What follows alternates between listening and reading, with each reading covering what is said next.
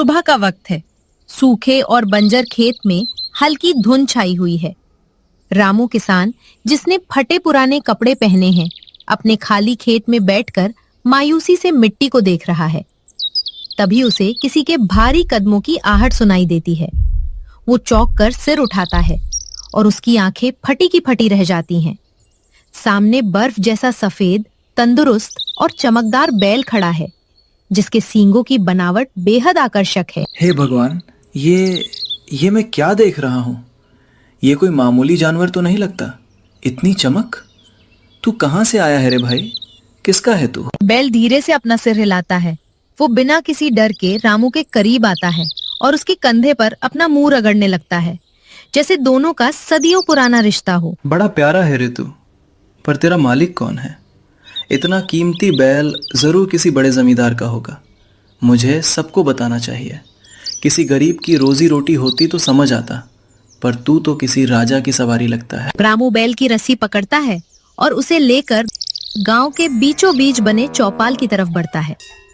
वहां गांव के सरपंच और कुछ लोग हुक्का पीते हुए बातें कर रहे हैं। इतने शानदार बैल को देखते ही सब चौंक कर खड़े हो जाते हैं। अरे रामू, ये क्या देख रहा हूँ मैं? ये बैल तेरा है? तेरी तो लॉटरी लग गई भाई। नहीं नहीं सुखदेव भाई, ये मेरा नहीं है। आज सुबह मेरे सूखे खेत में अचानक मिला। मैं तो बस इसके असली मालिक को ढूंढ रहा हूँ। आप में से किसी का छूटा है क्या? अरे रामू, होश में तो है? पूरे गांव में क्या, आसपास के 10 गांवों में भी ऐसा बैल किसी के पास नहीं है। देख इसके सींग, देख इसकी कदकाठी।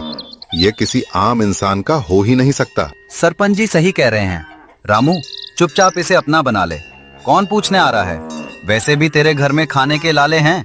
इसे शहर ले जाकर बेच और अमीर बन जा। छी कांता भाई, ऐसी बातें मत करो।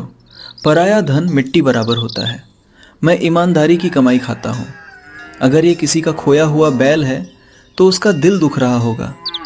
मैं इसे अपने पास चुपचाप नहीं रख सकता। ठीक है, रामू की बात में दम है। सुनो भाई सब लोग, पूरे गांव में ढिंडोरा पिटवा दो। हर दिशा में खबर भेज दो कि एक सफेद शानदार बैल मिला है। जिसका भी हो, पक्की निशानी बताकर ले जाए। और तब तक ये बैल कहाँ रहेगा सरपंच जी? इसके चारे पानी का खर्चा कौन उठाएगा? जब तक इसका असली मालिक नहीं मिलता तब तक ये मेरे पास ही रहेगा। मैं अपनी सूखी रूखी रोटी में से आधा हिस्सा इसे खिलाऊंगा। जब तक ये मेरे यहाँ है, इसकी जिम्मेदारी मेरी है। बैल अचानक हवा में अपना सिर उठाता है और जोर से हुंकार भरता है, जैसे वो रामू की बात से पूरी तरह सहमत हो। गांव के लोग आपस में खुसर पुसर करने लगते हैं और इसी कौतूहल के साथ बैल के मालिक की तलाश शुरू होती है। बैल को रामू के घर आए 1 महीना बीत चुका है। गांव वालों ने आसपास के हर इलाके में ढिंडोरा पिटवाया, लेकिन कोई भी इस अनोखे बैल का दावा करने सामने नहीं आया। इस बीच रामू और बैल का रिश्ता और गहरा हो गया है। रामू उसे सफेदा कहकर बुलाता है। हैरान कर देने वाली बात यह है कि सफेदा के कदम रखते ही रामू के सूखे खेत की मिट्टी चमत्कारी रूप से उपजाऊ हो गई है और फसल लहलहा उठी है।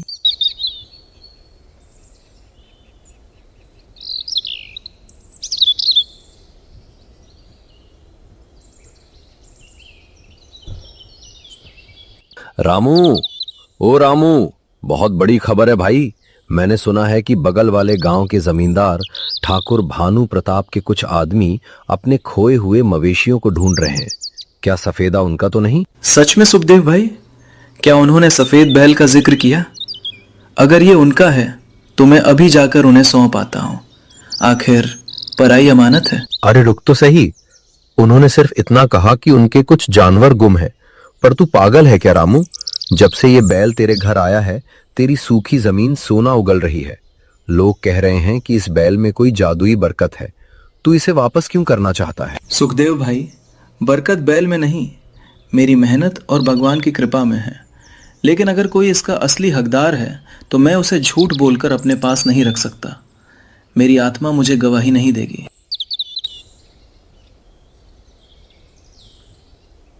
राम राम भाई रामू, बड़ी बड़ी बातें कर रहे हो।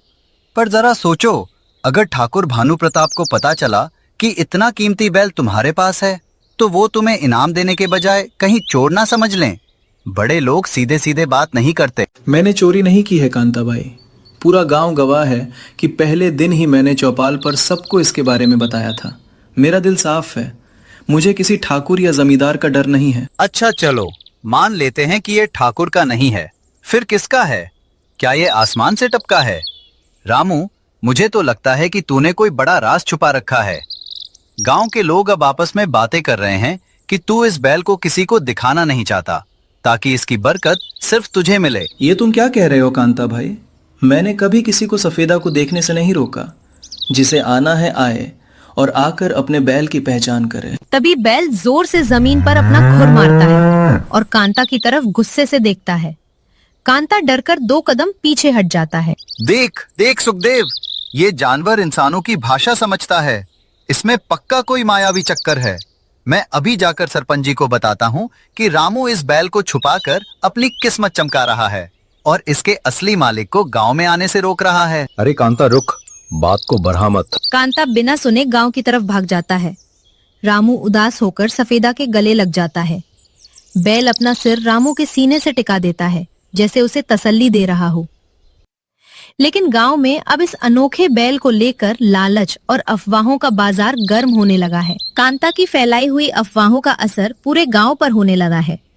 लोग अब रामू को शक की निगाह से देखने लगे हैं।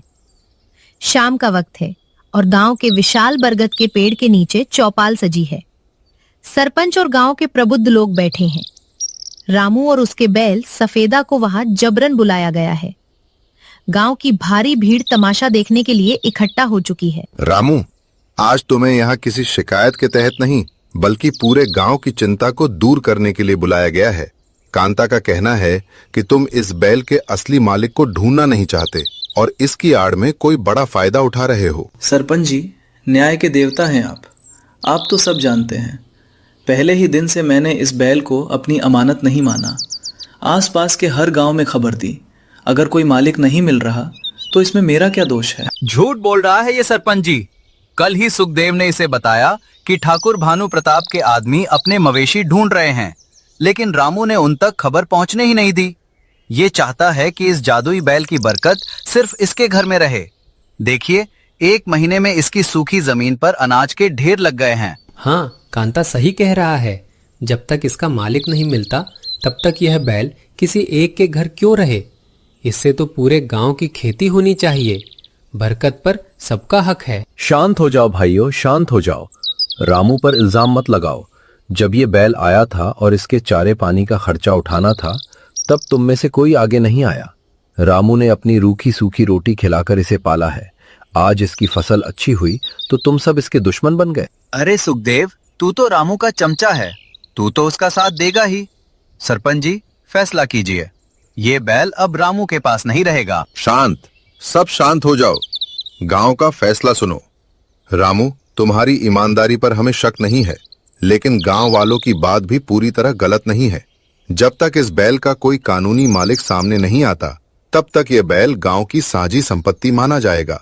कल सुबह इसे रामू के घर से हटाकर गांव की गौशाला में बांध दिया जाएगा। सरपंच जी, मुझे इसकी बरकत या पैसों का लालच नहीं है, पर यह सफेदा मुझसे बहुत हिल गया है। ये किसी और के हाथ से दाना तक नहीं खाता। इसे गौशाला के अंधेरे कोने में मत बांधिए, ये उदास हो जाएगा। अरे रामू, जानवर है ये, कोई इंसान नहीं जो रोएगा। तुम बस अपनी कंगाली वापस आने के डर से रो रहे हो। जैसे ही कांता ये बात बोलता है, सफेदा जोर से डकारता है और अपनी रस्सी झटक कर सीधे कांता की तरफ बढ़ता है। कांता डर के मारे जमीन पर गिर जाता है। बैल उसके बिल्कुल पास जाकर रुकता है। उसकी आंखों में गुस्सा है, लेकिन वो किसी को चोट नहीं पहुंचाता।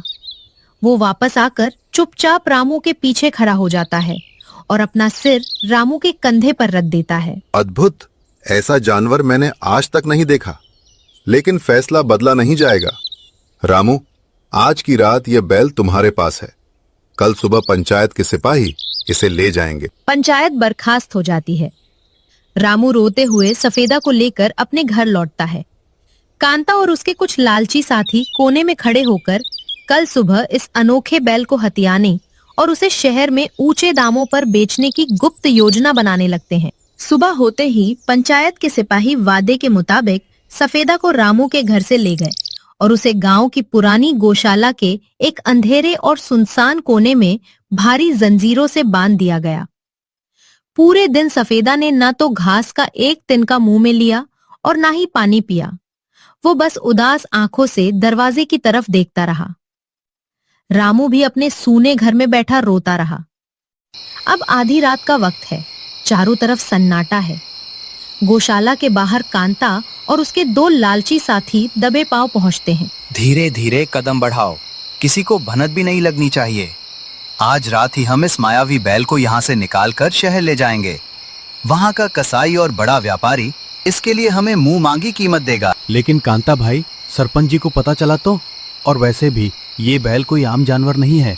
दिन में तो इसने किसी के हाथ से पानी तक नहीं पिया। अगर इसने रात में शोर मचा दिया तो पूरे गांव वाले जाग जाएंगे। अरे तू डरपोक ही रहेगा। ये देखो, मेरे हाथ में नशीला लड्डू है। इसे सूंघते ही ये होश खो बैठेगा। फिर चुपचाप इसे गाड़ी में लाद लेंगे। जब सुबह सरपंच को पता चलेगा तो हम कह देंगे कि इसका असली मालिक रात में इसे चुरा ले गया। सारा इल्जाम उस मालिक पर आ जाएगा। वाह कांता भाई, दिमाग तो तुम्हारा कमाल का है। चलो, ताला खुल गया, अंदर चलते हैं। तीनों चोर दबे पांव गौशाला के अंदर उस अंधेरे कोने में पहुंचते हैं जहां सफेदा बंधा हुआ है। सफेदा उन्हें देखते ही अपने कान खड़े कर लेता है और अंधेरे में उसकी आंखें अंगारे की तरह चमकने लगती हैं। आजा आजा मेरे राजा बैल, खा ले इसे, फिर तुझे इस अंधेरे से आजाद करते हैं। सफेदा चालाकी समझ जाता है। वो जोर से फुकार भरता है और अपनी पूरी ताकत से झटका देकर लोहे की भारी जंजीरों को ऐसे तोड़ देता है जैसे वो कच्चे धागे हों।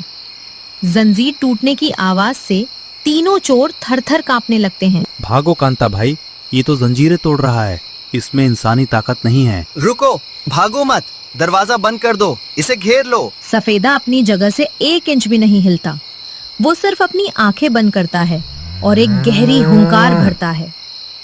अचानक गौशाला के उस अंधेरे कोने से एक दिव्य अलौकिक सफेद रोशनी निकलने लगती है।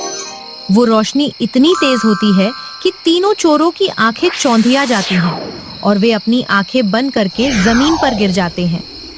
उसी वक्त गौशाला की छत से प्राचीन घंटियों और शंख की गूंज सुनाई देने लगती है। बचाओ, ये कोई बैल नहीं है, ये कोई भगवान का रूप है, मुझे माफ कर दो। ये क्या हो रहा है? ये रोशनी कैसी है? बचाओ! सफेदा गौशाला का भारी दरवाजा अपने सींग के एक हल्के से इशारे से खोल देता है और रात के सन्नाटे को चीरता हुआ सीधा गांव के उस पुराने खंडहर हो चुके शिव मंदिर की तरफ दौड़ पड़ता है। रोशनी और घंटियों की आवाज सुनकर पूरे गांव के लोग, सरपंच और रोता हुआ रामू भी अपने अपने घरों से बाहर निकल आते हैं। सब हैरान होकर उस भागते हुए दिव्य बैल के पीछे दौड़ने लगते हैं। आधी रात का वक्त अब भोर की पहली किरण में बदलने लगा है। पूरा गांव, सरपंच और रामू भागते हुए उस प्राचीन खंडहर हो चुके शिव मंदिर के प्रांगण में पहुंचते हैं। मंदिर के गर्भगृह के सामने सफेदा शांत खड़ा है और उसके शरीर से अभी भी हल्की दिव्य रोशनी निकल रही है। कांता और उसके साथी भी हाथ जोड़े कांपते हुए भीड़ के पीछे आकर खड़े हो जाते हैं। तभी गांव के सबसे वयोवृद्ध पंडित जी, जिनके हाथ में मंदिर की एक प्राचीन धूल भरी हस्तलिखित पोथी है, आगे आते हैं। पंडित जी, यह सब क्या चमत्कार है? गौशाला में घंटियां बजीं, जंजीरें टूट गईं और ये बैल सीधे इस वीरान मंदिर में आकर क्यों खड़ा हो गया? कांता तो कह रहा था कि इसमें कोई मायावी साया है। नहीं सरपंच, ये कोई मायावी साया नहीं, बल्कि हमारे पापों को धोने और हमारी परीक्षा लेने स्वयं विधाता आए हैं। सुनो, इस प्राचीन पोथी में क्या लिखा है। सैकड़ों साल पहले इस मंदिर के ऋषि ने लिखा था कि जब भी इस गांव पर कोई घोर संकट आने वाला होगा या जब गांव के लोग लालच में अंधे हो जाएंगे, तब इस मंदिर के गर्भगृह में स्थापित नंदी बैल की पाषाण पत्थर मूर्ति जीवंत हो उठेगी। वो बैल गांव के सबसे गरीब, सीधे और परम ईमानदार व्यक्ति के घर कदम रखेगा। उसकी ईमानदारी से खुश होकर वो उसकी जमीन को उपजाऊ बनाएगा, लेकिन गांव वालों के लालच को भी परखेगा। क्या? नंदी की पाषाण मूर्ति? लेकिन पंडित जी, मंदिर के अंदर तो सदियों से नंदी की मूर्ति। खुद अपनी आंखों से देख लो सुखदेव। जैसे ही पंडित जी ये कहते हैं, सब लोग मंदिर के अंदर झांकते हैं।